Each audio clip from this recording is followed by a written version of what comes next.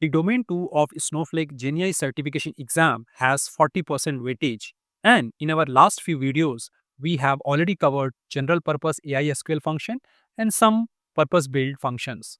Now let's focus on Parse Document Cortex function that helps us to extract information from a document that is stored in the stage location of Snowflake. Let's say you have to answer this question where the certification exam wants to know the return data type of a past document Cortex function. What would you pick? Array, variant, sprint containing JSON, or vector? Or if the exam checks what would be the top level key the past document Cortex function returns that allow you to extract document text, what would you choose? Text data, body, raw underscore output, or a contained? And if you find it hard to pick the right option, this Gen AI exam tutorial is for you. In this chapter, we will cover everything about parse document Cortex function. So you don't need to go through the Snowflake doc or memorize anything for the exam. If you look into this tree map where the syllabus is covered in a very structured way, this is the domain 2 called Gen AI and LLM function. And it has a subsection called task specific function. And under that, we have a parse document. And as a part of this chapter, we are going to understand what is layout mode versus what is OCR mode and how to process multi-page complex document versus high quality text extraction. What are the different options available in this Cortex function where we can have the page split and the page filter. And this chapter is very, very important because you will get a scenario based question which will conflict from your doc AI or AI extract task specific function versus parse document Cortex or AI SQL function. So let's go to our Snowsite web UI and understand how this function works. A quick reminder, all my videos are recorded in 4K, so switch to 4K for the best clarity. You can follow me on Instagram and message me to get a free copy of GenAI certification glossary, perfect for your exam prep. Also, check the video setting because this video support more than 13 languages including Asian and European languages. So this is my worksheet called parse underscore document.sql and I am using account admin role for all my SQL operation. This query tag SQL is already executed by setting this string. And I have already created a stage called my internal stage where directory is enabled and encryption is snowflake underscore SSE for this demo. We can run this list command and check what all PDFs are available. So this is my examdb GenAI schema and my internal stage where I have lot of PDF file and we will see how the content looks like. Some of them are having a 2-column structure, some of them are having an image and so on. So let's start with its basic syntax. First of all, the parse document is a Cortex function and this function resides under your Snowflake database Cortex schema with name parse document.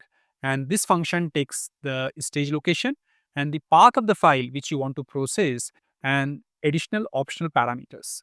The primary purpose of this parse document function is to extract text and layout from document is stored in your internal or external stages. Along with text, it can also extract tables, headers, and the reading order, which is very, very important, specifically when you are trying to run a RAG-based application. Under the hood, parse document and the current version of parse document is also known as AI parse document, which orchestrate the advanced AI models under the hood, which is not visible to us. And this AI model performs layout analysis, processing complex multi-page documents with high fidelity. So this is the conceptual part, which you may get one simple MCQ during the exam. So before we invoke this function, let's quickly run the show functions and get some additional insight.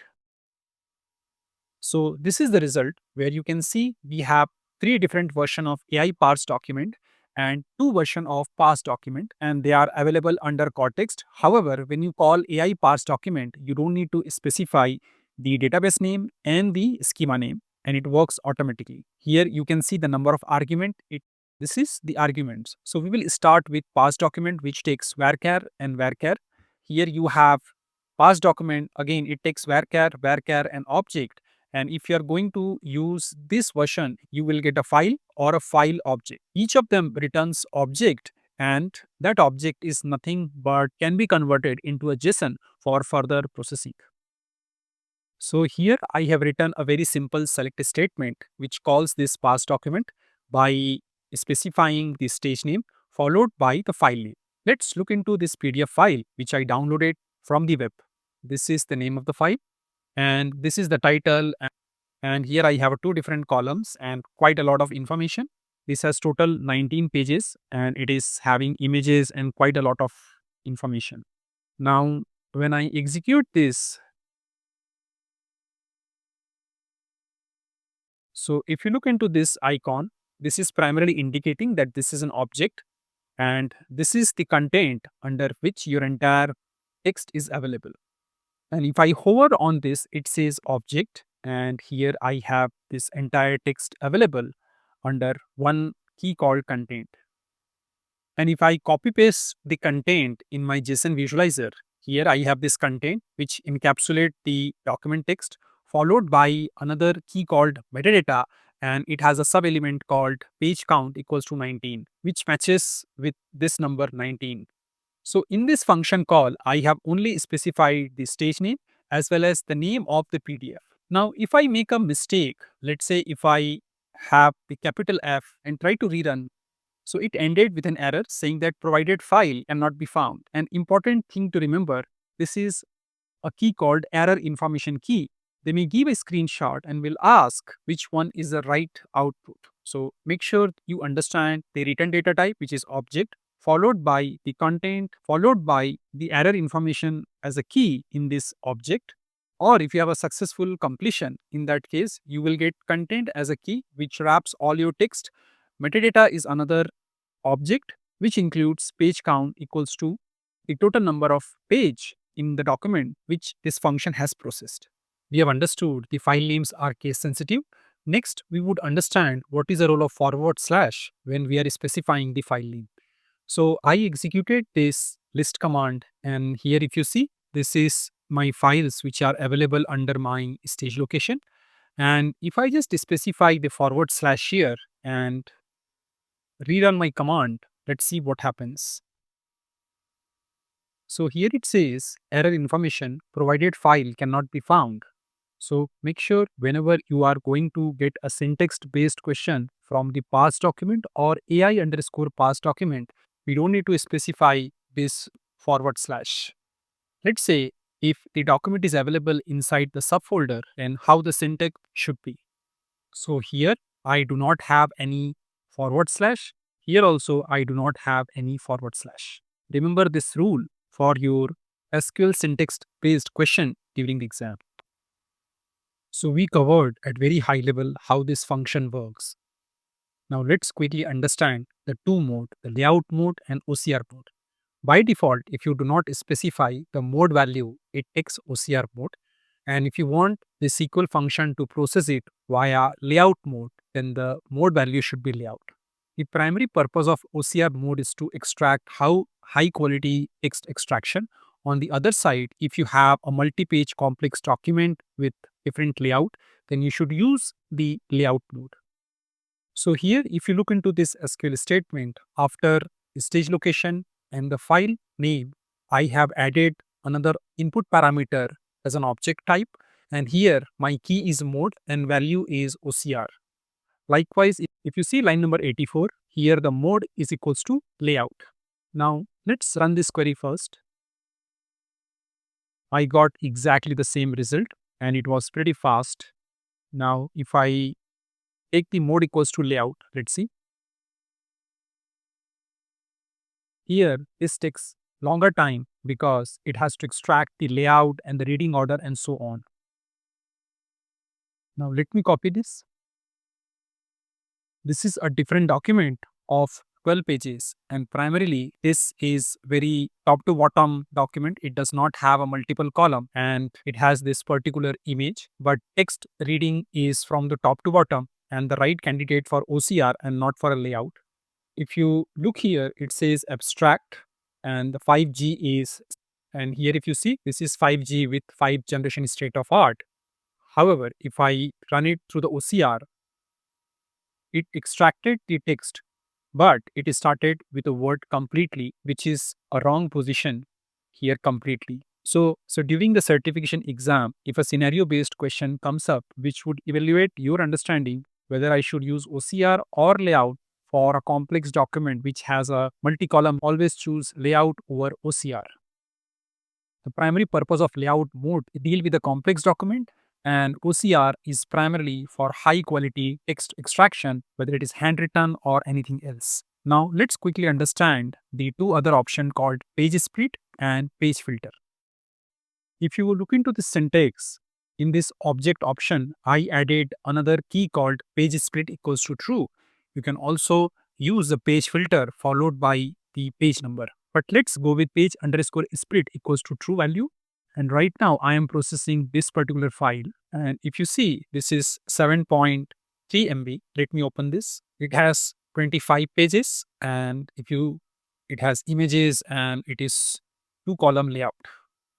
And if I look, it has footer and quite a lot of images and so on. Now let's execute this. Since it is a multi-page complex document, I have specifically put mode equals to layout. However, you can have any document, put it in OCR mode and layout mode and see how does it look like. So almost 20 seconds over, 27 seconds over. Now it got executed. If you see here, it has a metadata followed by page count, and then it has pages, which is nothing but an array. And then for each page, you have a specific content, which makes the further processing relatively easy. Now let me copy this and put it in my JSON visualizer.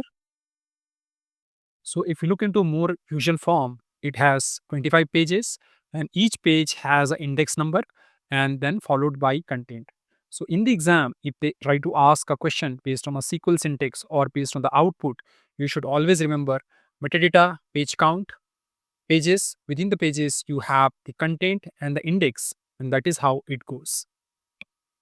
Now, if you look into this fourth page, we have an image. So let's see how this image is captured.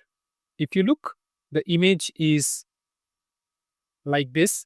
The actual image is not captured. This is my index 3, and this is my image reference. However, it does not have the actual image because this is OCR and text extraction process, not the image extraction process.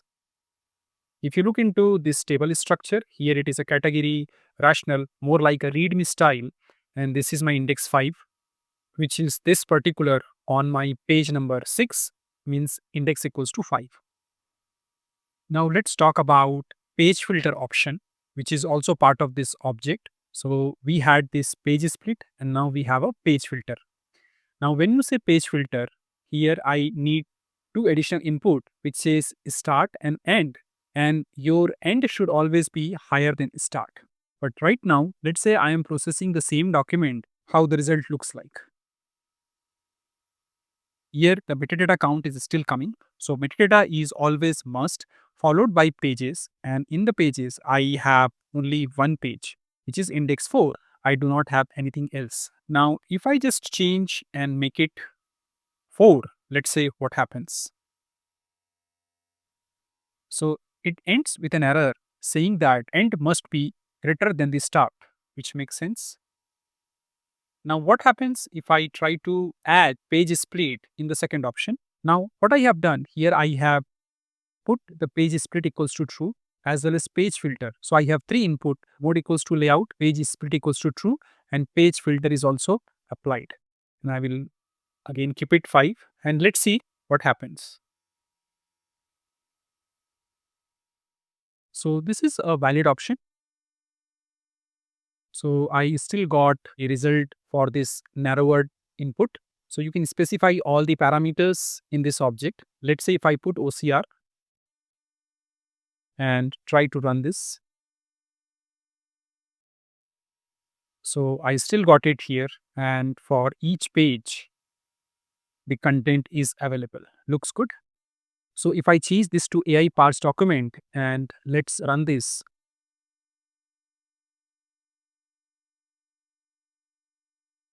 Here it says too many argument. So obviously, if your question comes from AI Parse Document, you cannot follow the similar structure. Let's see how we can pass the parameter when it comes to AI Parse Document. let me run this once again. So if you look into this AI parse document, this is very different from your parse document. So it takes anything, it takes file or it takes file object. Primarily, we have to deal with either this or that. And during exam, you will get questions primarily from this two. So always remember the syntax for these two functions, though they are very similar in their behavior, but input parameters are very different. If you look into this AI parse document, it does not need this fully qualified path like snowflake.cortex.parse document. And when it comes to this first two input parameters, where this is stage name followed by the file name, this combines both of them together under this option called toFile. This is another built-in function where you have to pass the stage name and followed by your actual file name which needs to be processed, and rest of the input parameters are exactly same. So let me execute this, and here I got the page count 19 and I have this content and this index is 4. Quick summary. So this function return the extracted content from a document on a Snowflake stage as a JSON formatted string. The function support two type of extraction: OCR, optical character recognition, and layout. The JSON object which wraps a string that contained extracted data and associated metadata. The pages and metadata fields are present in the output when parsing succeed, and information error is present only when parsing fails. AI parse document follows exactly the same path. So in this chapter, we covered everything about this task specific function called parse document, or you call it AI parse document.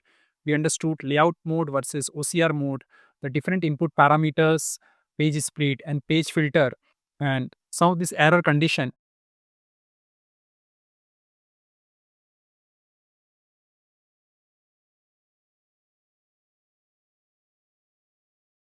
Thanks for watching this video. This channel is dedicated to helping you master Snowflake, data engineering, and GenAI skills without the complexity.